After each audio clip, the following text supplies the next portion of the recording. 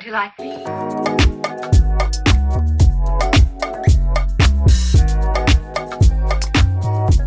King, you look good today. Thank you. I'm so glad to have you here. It is crazy. His beanie is orange. He's drinking brown. The mood is purple. And on top of that, yo, the skin is blickety black, black, black. My brother, Yes, the young yes. king, Reggie Becton. How are you today, man? I'm pretty good, man. It's a beautiful Sunday morning in LA. Yeah, So come I on. cannot complain. Come on. Never, never. Especially after it rains. It is, it's always But like the sun just hit a little different. yeah, the rain, gives you the therapy, and then the sun comes out. Yes. Yes. You say everything's gonna be okay. Oh man, always. Man, well look, this is something that was like we were supposed to do this in person for so long. You know what I'm So saying? long. So I'm gonna make the promise to you right out the gate that we gonna connect in person and get this popping post panoramic when all this Those panini. post panini exactly like with all of it clear up, we gonna have to get it done, bruh. But I am incredibly proud of you and where I've seen you grow to. I have like your music on a lot, and it's wild. I kind of was rewinding some of your videos before this, and my girlfriend was like, "Yo, who is his team? Who is his director?" Thank you, Like by thank you, God, I was thank like, you. "No, he's like a real artist. Reggie is a real Appreciate artist. He's a real singer. This is not a game to him, man." And it's just been one of the coolest things to see you grow and Thank you, just thank you. we'll get into it for the people. I do not want to be the only one that talks all this, so I'm sorry, but I'm genuinely so excited. I think with this new season, genuinely, and I really mean this, you were one of the people who I was most excited to talk to. I shit you not. Thank you so much. I appreciate that. I've been So waiting on our sit down, so it's likewise. we could come on. You already know, man. Well, look, we gonna start the interview like we do with every interview, man. I got to know right now, off the rip, on this fine morning, man. What are you on the brink of? I am on the brink of releasing my debut album. That is what's taking a bulk of my year Yeah. right now. So we're just finalizing some tracks. We recorded a lot of music for it, and now we're just trying to decide on the tracks, which is something I always said I wanted to do. Because normally I don't record as much music. I Sure. record but this time we recorded a lot of stuff. So now we're just selecting what we want to make the final track list. Oh, bruh, that's sick. We gonna get into it because I'm gonna need the tea. I'm gonna need some I got you. exclusives and all that shit over Yeah. the. Uh, you already know, man. But I to my knowledge, right? You're from Virginia. You like Maryland. Maryland, okay? Like DMV, Yes, DMV, DMV area, Maryland, PG but County. Maryland specifically. I want to get it Yeah. right. I want to know, man. Like, take me back to the beginning, if you will. And I'm not the big old, what inspired everything, but was there a song or a moment? Because when I hear you, I do hear church. Yeah. The church I think was a big part of my upbringing. But oddly enough, I never like really sang in church. Of course, everybody sings in choirs, and when Yes, they're little, your mom kind of makes that a thing. everybody. But I think if I had to pick a song, I think it was "Proud Mary" by Tina Turner. And Tina Turner, I think my dad Come had this on. cassette, and every time I would get in the car, he picked me up from elementary school. Every time I would get in the car, I would be like, "Can we listen to the tape? Can we listen to the tape?" And we would listen to the song. We would run it back. We would listen to it again. Like we were just listening to it on the whole way home. And I feel like that song. Looking back now, I feel like that song was like my introduction to music and just where I fell in love with music at. So sick, man. Like I mean, Tina. I mean, a steeple, an institution in not just the Black community but globally.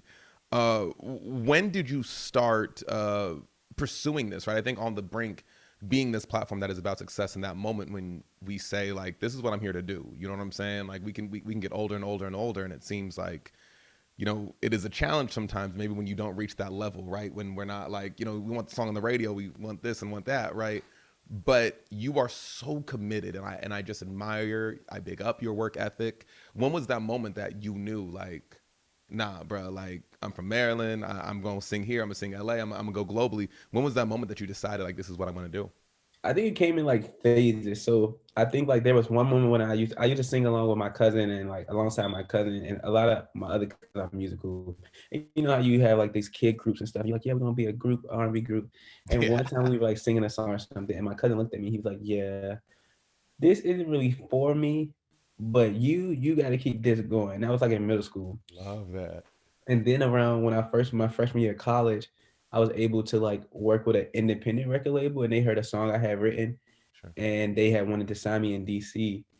And that was another moment I knew like, okay, I can do this. Hmm. And then I think at well in 2016, when I moved to LA, Sure. I feel like that was when it really hit me and said, all right, you out here now, you have no more scapegoats, you have no more excuses.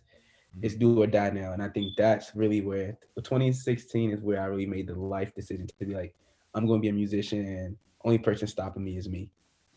Man, I mean, I applaud you for that, man. And I know for the people listening, it's like that's that moment that speaks truth to power. That's that moment that I think kind of empowers everybody. You know what I'm saying? Because there's a lot of people that they move to the big cities, right? They'll move to LA, they'll move sometimes to DC, Atlanta, of course, New York, a lot of that. And then and it's, well, I'm here and I gotta make it. I have no other choice. I just admire that work ethic. How does that play into like your process when it comes to creating? Because yeah, like, running your videos and running the live performances, like the home two performance, man. Like I was mad I wasn't at the home show you did in Maryland when you were back there. Well, not 2019, 2018, right? And I remember seeing the recap videos you posted online, and I was like, damn, I know he tore the house down, right? And you just the creative direction of the home two performance. I remember I put it in one of the On The Brink newsletters like the week after you put it out, and I was just like, it's so sick. It's Thank you. simple, but the visuals, like everything about your brand is so tight knit.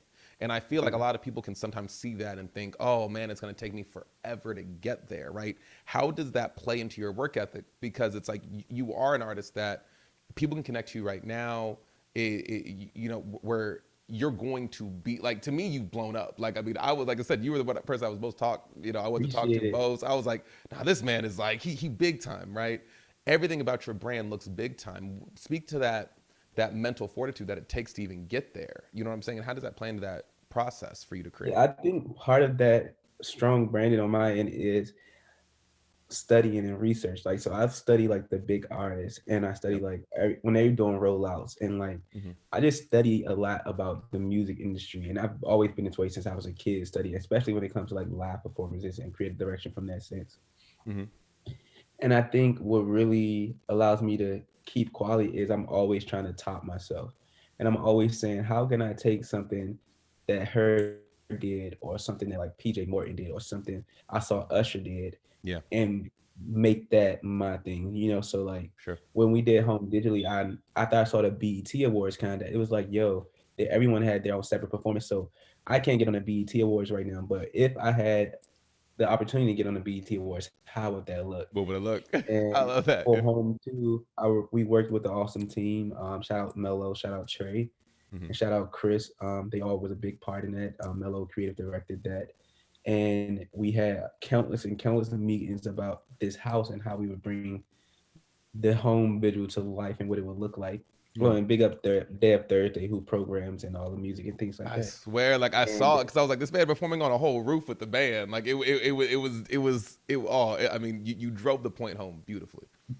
yeah, it was just a great way to do it digitally and things like that. And I think back to the original question, I always try to like just top myself. So every time before I'm doing something, I'm looking at how can I top myself. And it's also a quality assurance piece to it, because I maybe have like 5 videos out right now of like all together, and I Mm. may have shot 8. So there's 3 videos that I just feel like weren't good enough. You know what I mean?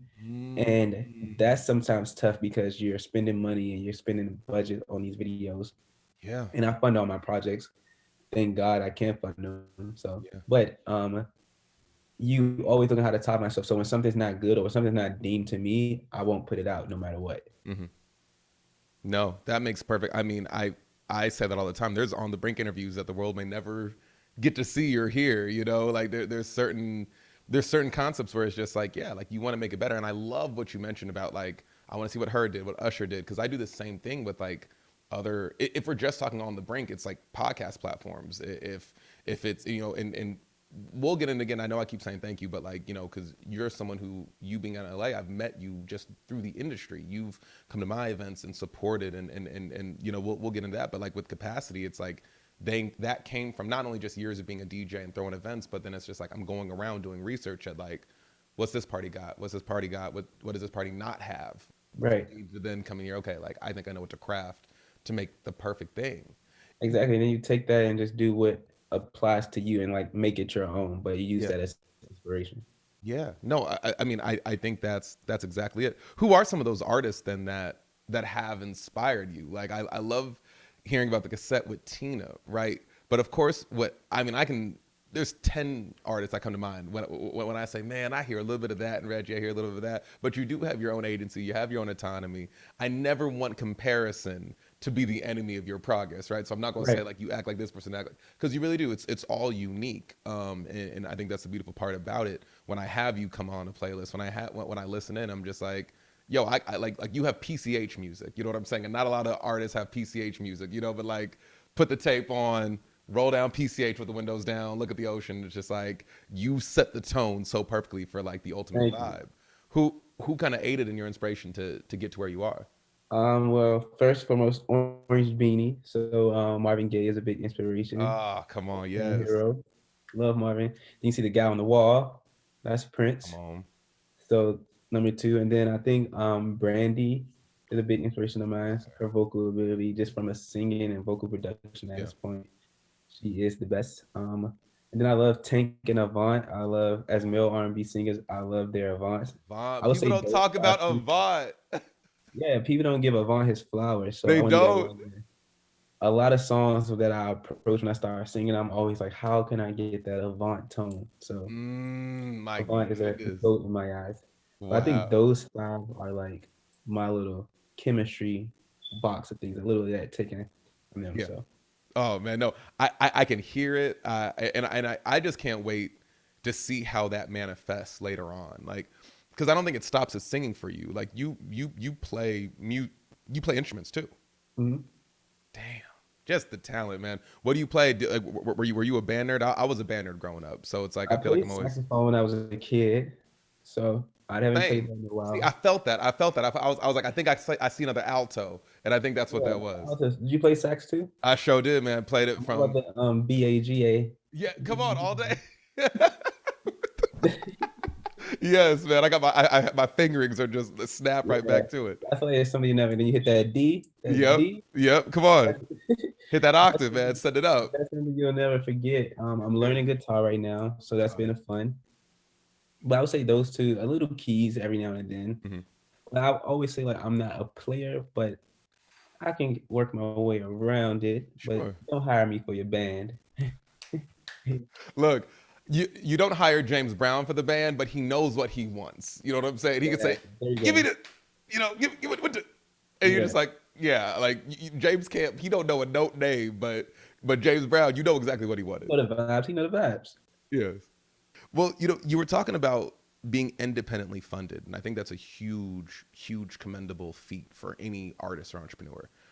You falling into both of those categories here in LA, and a large part of the listener base for On The Brink are artists and entrepreneurs. Everyone from singers to dancers to choreographers, chefs, life coaches, health, fitness experts, everybody. And I think everyone, majority of the time, is going to be youthful and really try to make it in this industry. You've done it, as you said, independently funded. And I want to know a little bit of background into what has brought you to now as an independent artist and also being independently funded, because I think that some artists probably need that empowerment to know that, hey, we can still make it even if we aren't signed. And then we also want to know like your future, if you'd ever even sign a deal. I feel like that's like an obsolete concept in today's world now.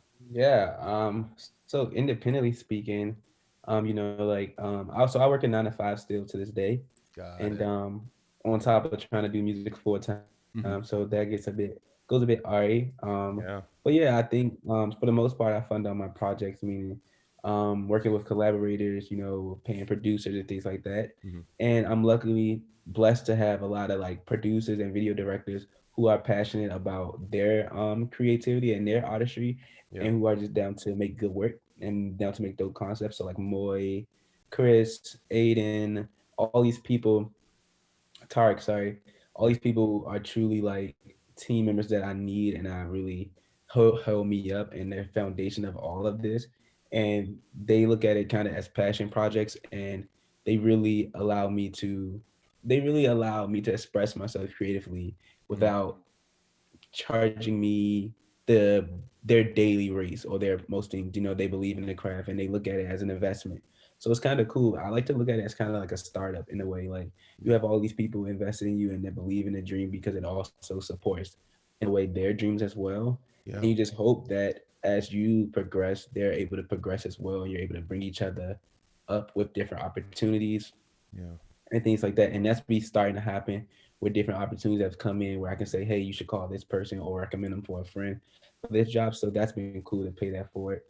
But yeah, it's tough. It takes a lot of sacrifice, like not buying new shoes and new clothes and things like that. And you know, like I Sure. get new clothes when I shoot a video. Like you know, that's Yeah, when I'm able to do some yeah. new clothes. And even Completely sometimes understand. it's sometimes I might can't even keep the new clothes. I might have to keep the tag on and then send it back because Yeah, now I need that money to put in marketing for the video. So sure. it's just this robbing Peter to pay Paul concept. But I also hope that people listening are even taking notes. Like this is a part of their artist process that not a lot of I think not a lot of artists, especially like new artists or aspiring artists in any field. I think even, we're talking singing and we're talking music right here, but this could be applied to almost any kind of art or entrepreneurship that you're trying to do. It takes the investment, and you're championing right now networking and Mhm. being like a very genuine person. And I think that just speaks to who you are as a person and why people gravitate towards you, but also how great you are as a person for people that want to work with you and invest their time, invest their skill sets into you. Yeah, I think like you said, networking is super important, and I think like you said, being genuine, like really allowing people to be transparent and people about where you are in your journey, Yeah. how your journey can impact them, and you know, trying to also bind into other people's dreams. So Yeah. I always tell any video director I work with, like, I thank you so much for shooting this for me. If you ever need me to PA on this site or come and hold the light, you know, like I'm there for you. Just say the word because what you're giving me right now, it's a barter system in a way. Yeah. Like I can't really give you the greatest amount of money, but if you need me, know that I'm invested in your dreams as well. So if you need me to stand in for a video, if you need me to be an extra in your movie or anything you need me to, I'm there. Just say the word, you know. And I think having Oh. giving people that extra Yeah. mile of assurance really helps go a long way and really creates these relationships that's strong and tight and knit. I don't even know why. Like I want to have goosebumps right now. Right, the humility is a very real thing here, and I think that's a testament to your success. Is that you're not putting yourself above anybody. You are here for the work. You're here for the connection, and I really think that that shows through your work and who you are, dude. I again, just big ups. That's amazing. Appreciate that. Because like I don't know. I hear. I've heard artists, man, I'll tell a few artists sometimes. Like I said, it could be aspiring singers I've talked to, because, like I mean, I've been doing this and talking and interviewing, artists, especially when it comes to the music industry, for like next year will be about a decade, and Wow. I've heard artists, say like, oh, well, like I wouldn't do that or I wouldn't do that, and it's just like, all right, I mean, good luck. Like you're not Beyonce yet, Yeah. Like Like once you're there, go ahead. But like you're once you're telling, there when it makes sense for you not to be able to do these things, then of course. But right yeah, now, I'm able to be of service to other people. So yeah, why not when they're of service to me? yeah, dude, that's a beautiful thing. I want to know, where does that faith come from? That perspective that everything in life is always going to come back to you. Like I mean, we mentioned church, and for me, it's faith, it's church, it's therapy, it's it's personal development. It's I got a trifecta, I got a quadrilateral damn near of just pillars I gotta hit for me to like wake up every day with a lot of gratitude. I want to dive Right. into like your mindset of what keeps you going and keeps you wanting more out of yourself and the world that you're creating in this industry. I think like you know like church and spirituality Yeah, is a big part of that. I grew up in Christianity and you know believing in Jesus Christ and things like that, yeah, and that's still very much of who I am today. I tell people all the time, like I talk to God the most. Like and like that is who I talk to the most. And Come then I on. think like when I moved here also, I really got into like self-help books and like learning about like the laws of attraction and things like that. And when I learned about like that and how that applies to the universe, and when I like saw that firsthand be a true thing, it changed my perspective and outlook on like appreciation for other people and competition and like you said, comparison in the beginning. Hmm.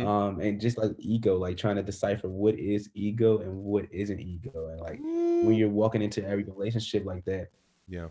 it allows you to step back and say, I'm mad or I'm feeling a way about this because my ego is telling me this. You know, Yeah. and it allows you to think through situations before Hmm. you make a fool out of yourself or before you get all razzled up and razzle dazzled. Yeah. And I think that that has allowed me to really remain humble and to be of service. It's just like that. That's all I can say. Like I read a lot of self help books. I'm reading one now. This guy right here. It's crazy with it. You Tishnan Han. are here. Yeah, this is cool. I haven't started reading this, so I'm reading Love it. Happiness is every step, or peace is every step. It's something like that. I'm sorry, but it's Yeah. the first one. This is like the second part of that first book, and I really got these from Janae Aiko. Like I was watching an interview of hers, and she Yeah. was recommending it. Yeah. These books is all about like staying present in the moment Hmm. and realizing that where you are now is exactly where you're supposed to be. So that's been like super helpful for this year. And one of the things in the book that you mentioned is he talks about like waking up every morning with a smile on your face. No matter what, you just wake up smiling because smiles are like contagious and they like really can set your day apart. So Goodness, like I mean, things the like that. truism. But again, like I mean, like that's why I was just talk about even personal development. Like I love that. Like I just finally finished like The Alchemist the other day. I'm in Celestine Prophecy right now. I'm about to go to the Big Leap next. The Like Alchemist is literally like one of the most life changing books ever. ever. It was like I finished it literally just the other day, and it's the funny thing is it's one of those books that it took me, and it's a super short read, but it took me like over a year to like finally when I committed to do it. But then Mhm. I liked it because anytime I tell someone like, "Oh man, it's taking me forever," they're like, "Don't worry, you're always gonna pick it up at the right time." And it's like I would just go and because I read, I don't know, 10, 20 pages at a time. And Mhm. each time I did sit down in this year to read it, it was always at a very different season that like the lesson was like, whoo, and you almost have to put it down. And I'm writing about it. I'm in my journal writing about it for like the next 10, 20 days. Then I go back, I read more of it, and it just it keeps feeding. I'm probably gonna pick up The Alchemist again in a few years and probably get. That's I about to say. That's what me and my roommate we talk about all the time. Like, yeah, we I need to read that again. It's Yep. crazy because I got it.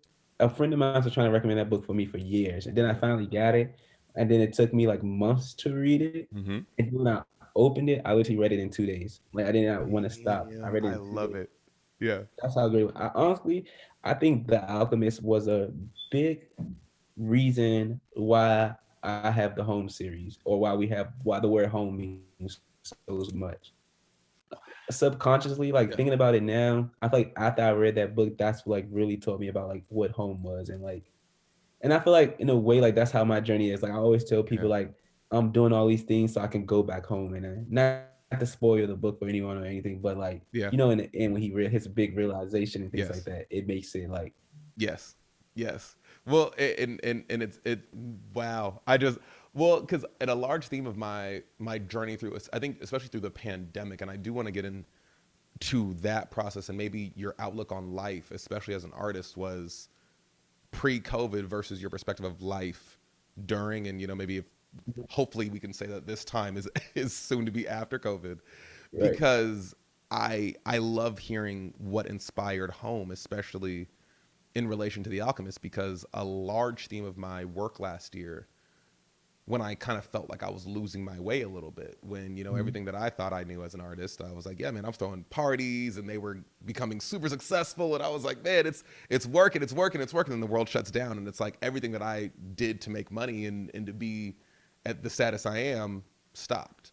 It Right. just ceased to exist, and I remember I was reading a little bit through The Alchemist, and then I actually found an old like some old writings of mine from like when I was a teenager, and I became obsessed with this ideation of like returning to form and returning to what life might have been before the programming, before the conditioning, before life got really Mhm. hard, before those negative perceptions of life were formed by just random experiences, right?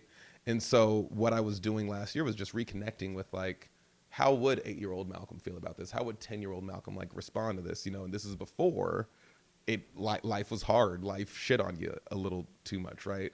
Right. So it's a full circle moment to just home and realizing it's this energy that you can create from complete and utter faith in source and faith in God. I would say I think that like I kind of had that similar experience during COVID because like I wasn't able to do everything that you thought was going to be your year in 2020 just got kind of pulled the curtains from under you Man, and things like that. And I think one thing that took me back to that childlike state was guitar. So I started like picking up guitar in March, love it. and literally it's one of those things where like I was just super hard on myself because I felt like like wow I can't progress in this thing, Hmm. and I literally kind of had to like go back to that childlike state and just give myself time to be a child and give myself time to grow. Because when you're a child and you like learning saxophone, it's literally nothing to it. Yeah, You just nothing like, at all. all right, I gotta learn saxophone. All right, cool. It's just like a new journey. But when you get an adult, you start to put all this weight and things, different on time on things because you're like time running out. I'm running against the clock of life, Yep. and I think guitar was really something that kind of like took that down, made me go back to my childlike state about what what it is that I wanna do and how can I do it, and it was just Yeah. fun to see. Yeah.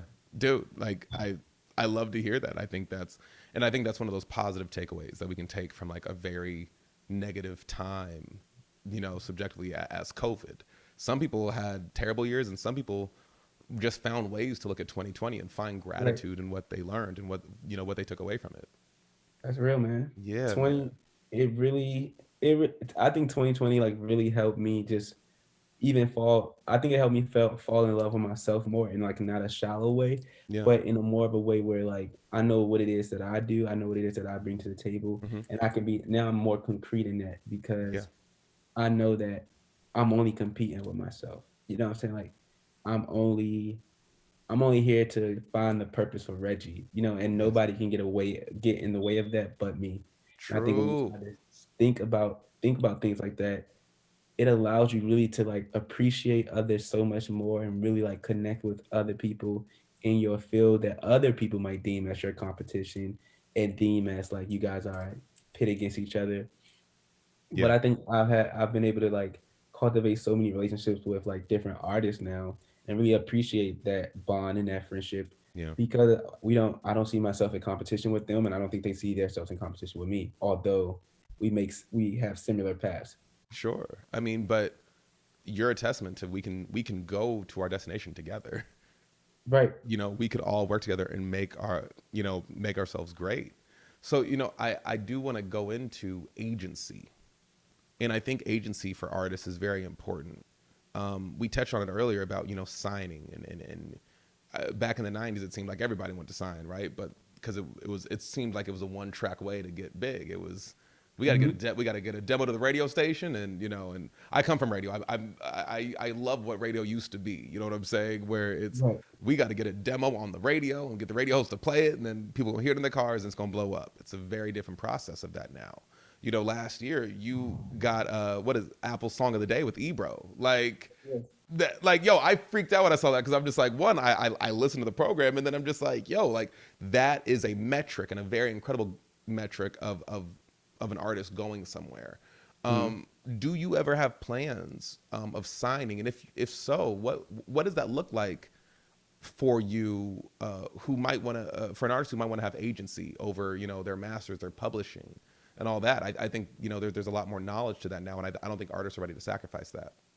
Yeah, I think when it comes to the concept of signing, I think it's something that's been a dream of mine for so long Mhm. that I definitely would be open to it in the Wow. future when it Okay. makes sense and Yeah. if it's a favorable term. And I think that nowadays with the education that's out here, artists now know what a good signing looks like Hmm. and how it should be a partnership. Like no one should be on the losing end of the spectrum and things like that. So I think for me, signing is definitely a possibility and something that I'm not turned off by or anything like that, as long as the contract and long as the deal is favorable. But I think right now I'm having such a good time being able to dictate my career Yeah. and move when I want to move. That right now, I think the biggest thing for me is just access and like resources. So I would love to partner with like a company and something like that where I'm not signed to them, or like a distro company. That's something that's big Distro, right now. yeah. So partnering with like a distribution company and getting some funding to like be able to create better ideas and like market my music more, Mhm. and giving a percentage up of my like royalty for my music. I think that's something fine, Yeah. where I'm not locked in for 5 albums over. You know what I'm saying? But I still gain Crazy. creative control and keep ownership. Yeah. But I think right now, being able to dictate and being able to make the art I want to make and move when I want to move and schedule my releases when I want to schedule, I think that's the most important part for me right now, because that to me that's how I'm able to really build a fan base, by being able to say I want to do this and do this. Because Hmm. when you're signed to these companies and you're waiting on them to fund something for you, Home 2 maybe never will get made because they don't see the purpose of that. You know what I'm Sure. saying? Yes. I Yes. think that's what's most important for me right now. Yeah.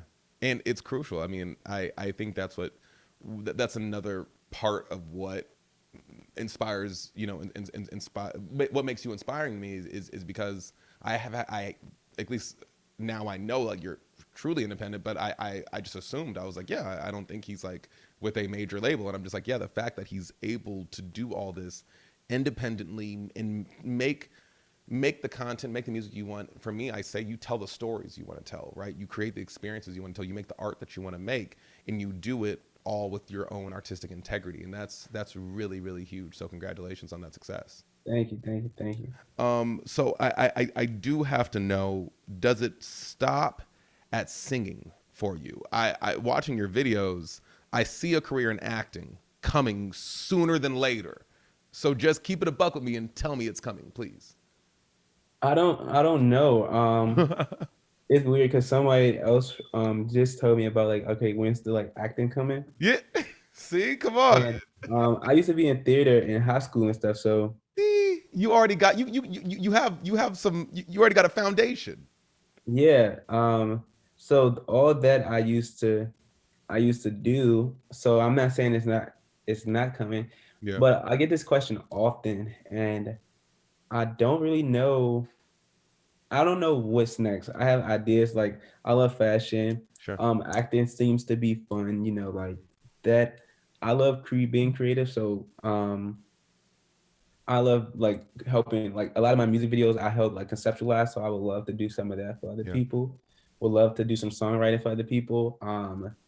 But yeah, I always get this question, and people ask me like, "What's next?" I think for me, singing is such as something I want to accomplish, Mm, and it's such a big dream of mine that I really want to like do right and do yeah. the best of my ability. That right now, I only see the path of music and singing, I hear it. and maybe it'll change once I like finally get some of those moments, experience some of those moments I'm waiting on.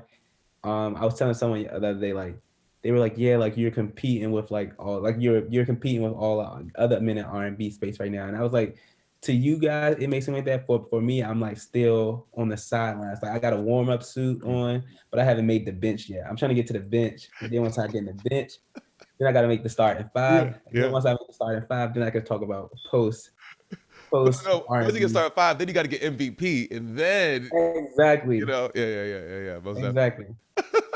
That is amazing. I love that drive. I love the force. If we're talking what's next, I'm really excited because you have this new album coming out. Last year, I mean, you were going in. I mean, my introduction to you was pre-Rain in LA, and then you hit Rain in LA. It was like right after that, you did. Was it Listening that was next? Yep. And then, but then you had the project, the U Uh, project. There, look, there we go, bro. I'm like, I can run through it. This is no research. This is because I'm a fan. I was like, then you had the U project, and then you rapped last year with one of the sickest videos. Lonely was great, but Listening, man, when you hit that yeah. Iverson mall photo shoot scene, I threw my mug. I damn near broke my mug. I just chucked across the room. I said, fire, just Thank you. fire, man. So you consistently just put out incredible music, and you already have an album on the way. I just want the tea. No question. But I want titles. I want dates. I want inspiration. I want it all. I want the tea on the new album. Yeah, so the new album is titled California. Aptly titled. Yes, it's crazy. It'll be out August of this year. Woo! Y'all heard it here. So we First, got some first, first. time. I think the first single is maybe in April. Right. So it's a little time there, like some 90 days, almost 90 days away. Yeah. And the album is all about my journey thus far in California. Mhm. So you start the album, you'll literally get the day I was on the plane coming to Los Angeles, and then it ends with like where I'm in today and my mindset today. Sure. And it's just like a journey dealing with life, love, loneliness, loss, like everything. I would say like, and when I made this project, I've been making this project over the last like 3 to 4 years while I've been making these other EPs and Yeah. like just been kind of storing thoughts and ideas that didn't maybe fit. Mhm. And when I made this project, I feel like each EP kind of allowed me to get to this place Mhm. of like personal and being so vulnerable. Mhm. I think like when I first started music, I was making music off of a love for music. And as I started to keep making it, it started to be like, okay, what stories I want to tell. And then I started telling the stories of like people around me and like from conversations we would have.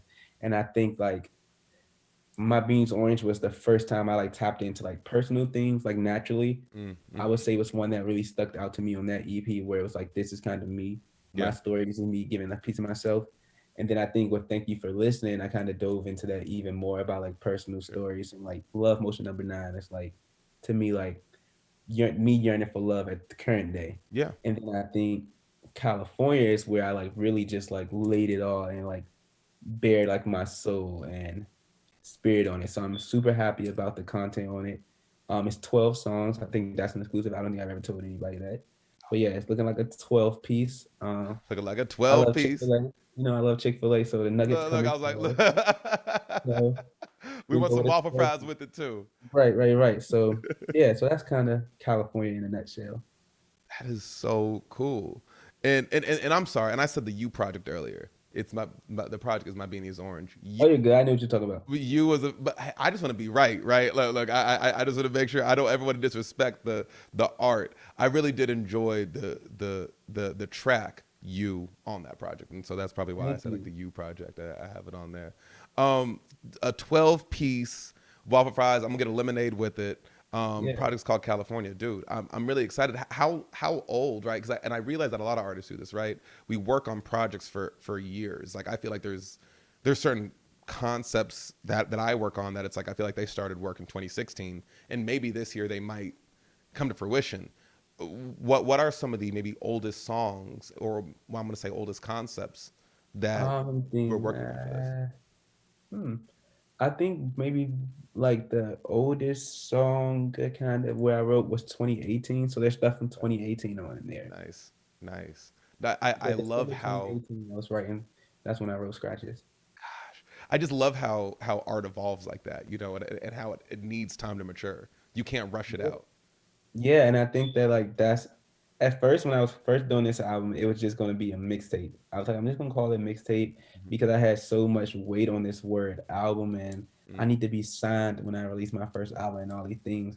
And as we started to create it and I realized the amount of work I was putting in and how like good it was, I was like calling this a mixtape is deducing what it really is. Like and for it to be like the first time where I feel like I'm telling my life journey, yeah. I think it was aptly titled the album would be fitting. What does go into that? Because I have heard the pressure from artists to call a project something. I've heard artists only ever release albums, whether they're signed or not. I've seen only mixtape. I've definitely this is not nothing wrong with the mindset either, right? Where it's like I want to be signed when I release my first album. Mhm. I will release EPs constantly. What is that pressure for you to for what you will conceptualize as far as a project? Because like I have some artists who they only ever call what they do as a project because it's videos, it's Right. music, it's everything as a project. What kind of pressure or mindset goes around when putting together a body of work, determining whether this is mixtape, this is EP, this is album, this is it just a feel? Yeah, I think part of it is a feel. I think with like for me, like how I've been thinking about it kind of is like my EPs have been like moments, you know, like Yeah. of just what I'm feeling and something to kind of like just bring people in and like spread the word about me. So kind of like I'm trying to think of it. I feel like EPs are like posters, like flyers, like, hey, check this out, you know, check this out, like movie trailers kind of like. Sure. And I think album is like the feature film, it's the movie. It's like I've Mm, dedicated some time to some existence, and this is what I'm presenting to you to be received as a body of work. yeah. EP is like I'm going to give you some music to listen to. Hopefully you'll like it. And this is just me. And I think at the end of the day, none of it really matters. You know, like I think like you say, like everything's a project. At the end of the day, no matter what you call it, it's a project. Yep. But I do think that listeners and audiences think about these words as much as we do. So I was in a clubhouse room and we were just discussing Jasmine Sullivan's last Oh project, yeah, which is hotels. amazing. Great record. So amazing. And I had proposed a question like, do you guys really care? Like, do you guys go into the when you hear it's an EP or album, Mm, you guys like go do your mind tell you to go into it different? mm-hmm. And a lot of people said, yeah. A lot of people say when I hear it's an album, I have a higher expectation than when Definitely. I just hear it's an EP or a mixtape or something. So, and which was I was surprised because I felt like listeners at the end of the day don't care. They just want the music. They don't care what you call it. Just give it to me. But They, fans of people do care about what you're calling this, and it increases expectation and things like that. So yeah. No, I completely hear that. I mean, I think about especially like prime mixtape era for rap. It's like it's interesting what was called a mixtape versus an album. I, as a consumer, will totally put more pressure on an album. I forgive so many things when they say it's a mixtape. I'm just like, oh, well, whatever, it's a mixtape, so it don't really. It just to say that, yeah. Oh, that is too funny. You are incredible at giving. You were talking about Clubhouse and Twitter. Yeah, you're very genuine on social media. And what I love is I love seeing you shout out vocalists and singers that maybe are a little slept on sometimes. I've seen you do it multiple times, and I find myself always in agreement because I'm always like, damn, I always felt that way about about these vocal acts. I want to know who are some of the most slept on vocal acts from your opinion. The ones that just don't get their flowers. yeah, I think it's kind of weird because some people will say these person like this person has flowers, Yeah, but I think of course Avant is someone that is slept on. so much, so Jasmine Sullivan, she's getting her flowers right now, yeah. but I think she's also slept on as a songwriter. People love her voice, but we don't talk about her pen game enough. So she Yes, deserves those flowers for yes, that. yes. I think there's this girl. Her name is Ray Louise or Ray Luz or something like that. It's like RX. It's Okay. spelled really weird, but she is phenomenal. She's a great vocalist. Love her. Let me think who else. Eric Penn. He's a Eric, new guy, and his vocals, his tone is amazing. He's the homie. I'm making His name note of is Eric Eric Penn. Penn Yeah, real he's quick. really good. Super great vocalist. Um, Jordan Hawkins, of course, amazing voice, super great tone, and he plays guitar. Jordan is the homie. He's great. Trying to think who else voice I just love. Um, oh, that there's this song. It's called "In the Air," and his name is I want to say it's Destin Conrad, but it's called "In the Air." And he kills that song. So that is a great "In the Air." You can't listen to it once. I promise you. You hear it, and then you got to play it twice. Hey, you love a good Um, record like that. Come on. I feel like that's a lot of yeah. your music. Mac Ayres too. Mac Ayres is crazy vocalist. That what was it, the Magic 8 Ball, the last project he just put out? Yeah, Oh, great. he's amazing. I think those, and of course, I think Ty Dollars. We don't give enough credit to his We vocal don't. ability. We don't. Actually, it was. I can't lie. I mean, I've always had mad respect, but I think it was actually that his Tiny Desk that he did during quarantine. That like Okay. he's doing the beat pad. He plays like the guitar. He's singing. Like he got the band, and I think what it is. I think all his songs always sound very very just Of the, yeah, same kind of club recipe. Love him. exactly. Trust me, I let him go. But I've never seen Ty as a performer. And so I didn't know that I'm a sucker for a good arrangement. You know what I'm saying? I'm a sucker for a good arrangement when you could take a song down, you put what is a club song, you put a live band behind it. And I was just like, he had Skrillex like on keys. I was like, wait, what is happening? He's incredible. But then you also remember like, well, his dad's one of the founding members of Lakeside, so it makes sense that he has chops. He's amazing. Yeah, dude. I mean, nuts. I do gotta know.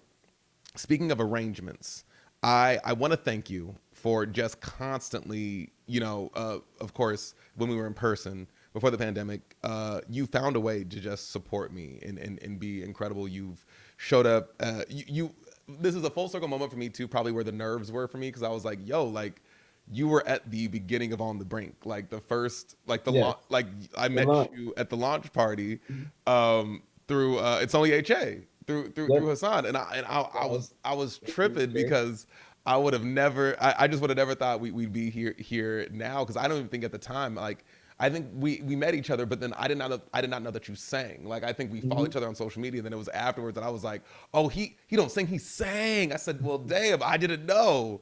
And then on top of that, you then pulled up when I launched Capacity and I launched the disco party. Mhm. You did all that.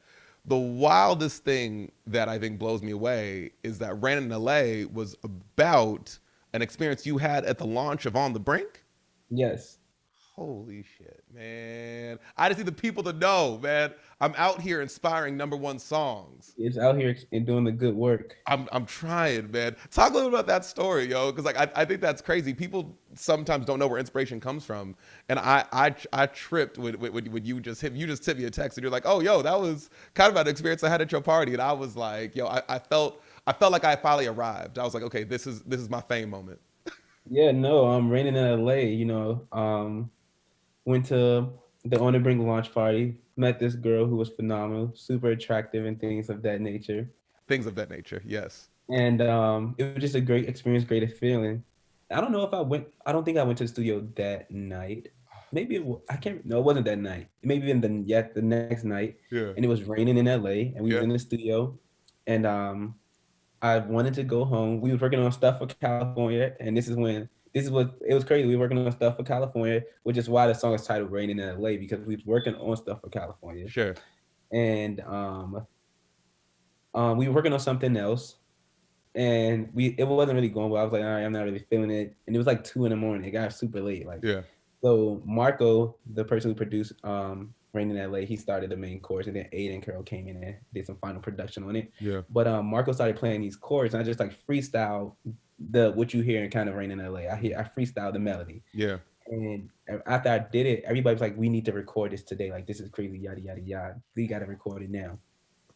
And I was like, no, I want to go home. Like it's now it's like 3:30 in the morning. Yeah. It's late. You want me to record this big ballad. It's pretty tough to sing. Like, no, I'm gonna go home. And they're like, my manager Megan and Cruz was there at the time, and they were like, no, we gotta do it now. Like we gotta capture some of this.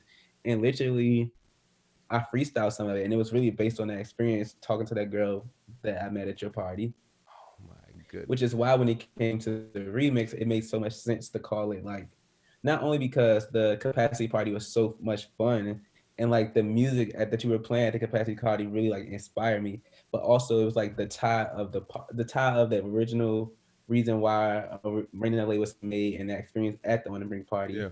and then how capacity inspired this sound of music. It was like, yo, this should be called the Capacity Remix. So appreciate you for doing an amazing work. Son, it still blows my mind, and I can only hope to create some more experiences for yourself and for other artists to get some inspiration somewhere, whether that is women, whether that's music, whether it's it's dance. It's a beautiful thing, man, and just know that you feed me, man. I hope that I could feed the creativity back right for you, man.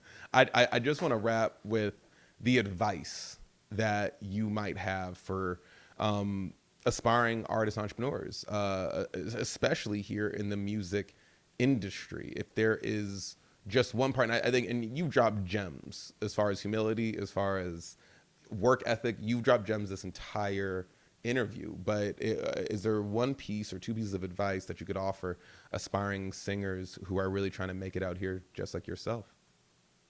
I think my first piece of advice would be 2 words, and literally it's just keep going. Yeah, I think you even hit on it how you are in this 10 years now, yeah, and you're still at it, you're still following that urge, you still have goals you want to reach, you know what I'm saying? It's yeah, it's a long haul game as an entrepreneur yeah, and as someone, trying to make something happen for themselves. Like so I would say you have to keep going you have to earn support. So a lot of times we think that support should just be given because someone is our friend and someone is our best friend. Yeah. And granted, like you have friends because you want to support each other and things Hmm. like that. But at the same time, so for example, I'm here to support you, Malcolm, at anything you do, right? Always. But if Likewise. your flyer wasn't as great as it was and things like that, I may have would have never came to the capacity party. Sure. You know what I'm saying? Like maybe I would have said, I got a studio session that day, Hmm. but it was, what I'm saying? It's one, my love for our relationship and everything that you got going on. But then I see that you're doing amazing work in your field so much that I want to say I can't miss this because I know not only I'm supporting him, but it's also going to be a great time. So Yeah. let me call the homies and say, yo, it's a 70 parties. We should definitely go. You know what I'm saying? Like it's Yeah. that, you know what I'm saying? Yeah. So it's earning as well. So like a lot of times artists, we get caught up in like people aren't supporting me. And I feel like me, myself, anytime I feel like someone is not supporting me or I go into a meeting and someone says, hey, not yet, we don't work on, it's too soon. We can't invest in this just yet. To me, I haven't earned their investment. I haven't earned their support, Mm. you know? Hmm. So I think a lot of times we look as people, as human nature to try to point blame on outside sources. And I think you have to look inward. Like inward is all, and I think that came. I read this book called The Subtle. Was it that one? I think it was that. I think it was a subtle art of not giving a fuck. And basically, Oh when I yes, got the, I heard the book. I gotta read it. But yes, I know exactly the book you're talking about. all right, I won't ruin it. But when I got the book, I thought it was gonna be this. I thought it was gonna be one way, and it really like spent everything I thought what it's gonna be upside down. Yeah. And in a nutshell, it just taught me that like you are the cause of all your problems. Like Hmm. you are the cause of all your problems. So when you know that, you choose your problems wisely, Yeah. and you don't blame other people. Yeah. Thus, you don't give a fuck. And that's kind of what it kind of does. Hmm.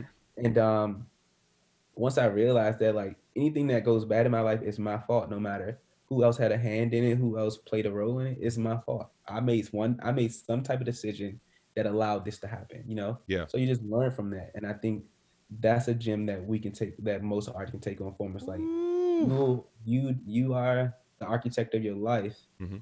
You gotta figure it out. You can't blame other people.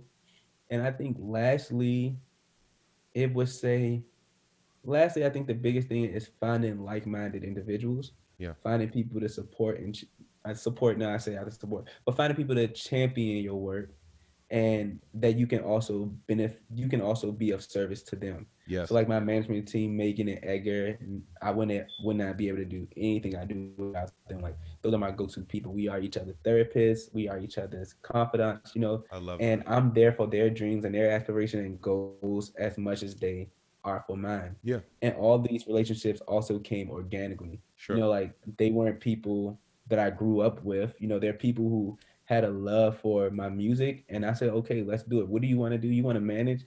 All right, you know what I'm saying? You haven't had the resume of a manager, but if you believe you can give me these different points, then let's do it. Then And let's I go think for it. a lot of people wait on these saviors, kind of these savior figures who are like, this person's gonna give me my big break, this person's gonna give me my big break. Oh, this person managed yada yada yada yada yada. That's who I should go with. When really you gotta go with who's there. You gotta go Hmm. with who's there now. And Hmm. sometimes people are there to get you to point A to point B, and then person B is there to get you to point E, and then point person E is there to, you know what I'm saying? Like, Yes. so also knowing that things come in seasons and that it's okay for people to come in and out, but just also remain humble, remain loyal, Yeah.